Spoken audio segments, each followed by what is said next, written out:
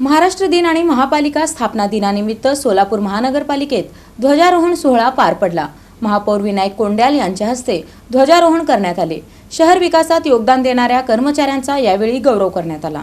महाराष्ट्र दिन आणि महापालिका स्थापना दिनानिमित्त सोलापूर महानगरपालिकेत ध्वजारोहण सोहळा उत्साहात पार पडला। महापौर विनायक कोंड्याल यांच्या हस्ते ध्वजारोहण करण्यात आले। यावेळी शहराच्या विकासात मोलाचे योगदान देणाऱ्या महापालिका कर्मचाऱ्यांचा सत्कार करण्यात आला। तसेच महापौर विनायक कोंड्याल यांनी कर्मचाऱ्यांसाठी महत्त्वाची घोषणा करत महागाई भत्त्यात 3% वाढ जाहीर केली। या यंत्रणेचे खरे आधारस्तंभ आहेत त्यांच्या कल्याणासाठी पदोन्नती, वेतनवाढ व अनुकंप नियुक्ती यावर विशेष भर देण्यात आला आहे। वारसा हक्क अनुकंप तत्वावर वर्षभरात 40 कर्मचारी नियुक्त्या देण्यात आल्या आहेत। घनकचरा व्यवस्थापन विभागात 55 कर्मचाऱ्यांना जमादार पदावर पदोन्नती देण्यात आली असून 108 कर्मचाऱ्यांना कालबद्ध पदोन्नतीचा लाभ देण्यात आला आहे।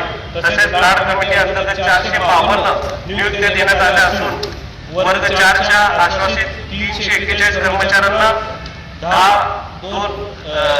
कर्मचाऱ्यांना लाभ देण्यात आला आहे।